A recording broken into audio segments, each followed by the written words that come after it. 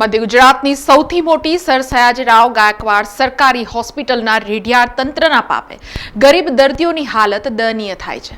Dressing કરાવવા આવેલા પ્રૌઢ વ્યક્તિને ધરાર ના પાડી દેવાની સાથે ચા પાણીના રૂપિયા માંગ્યાના ગંભીર આક્ષેપો થઈ રહ્યા છે। વડોદરા શહેરમાં સરકાર દ્વારા સંચાલિત એસએસજી હોસ્પિટલની હાલત ઉત્તર પ્રદેશ અને બિહારની સરકારી હોસ્પિટલોને સારી કેવડાવે એવી છે।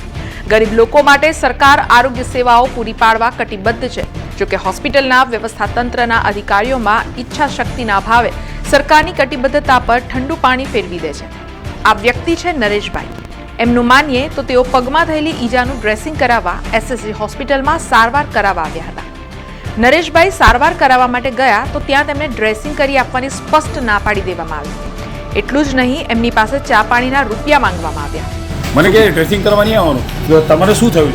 હા, જોઈ હવે હું ગરીબ માણસ, બરાબર? હા, હવે મારે ક્યાં જવાનું?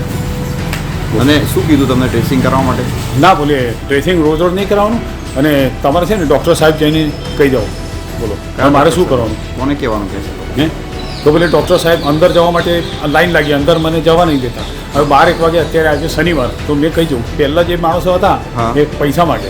શાના પૈસા માંગે છે? લાવ ચા પાણીના લાવ, હું વ્યક્તિ બતાવીશ। ઓકે, અને કેટલા રૂપિયા માંગે છે? 10-20 રૂપિયા ચા પાણીના લાવ। હમણાં તમે કોની પાસે આવ્યા છો રજૂઆત કરવા? હા, આરએમઓ ઓફિસમાં।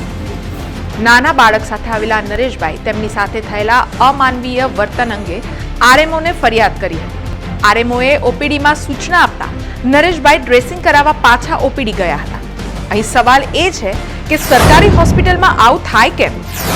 નરેશભાઈ જેવા દર્દીઓએ સારવાર કરાવવા પહેલા ઓપીડી અને ત્યારબાદ આરએમઓ કચેરીએ જવાનું અને ત્યારબાદ ફરી ઓપીડી જવાનું। ગરીબો પાસે નાણાં માંગનાર ભ્રષ્ટ કર્મચારીઓ સામે કાર્યવાહી ન થવી જોઈએ?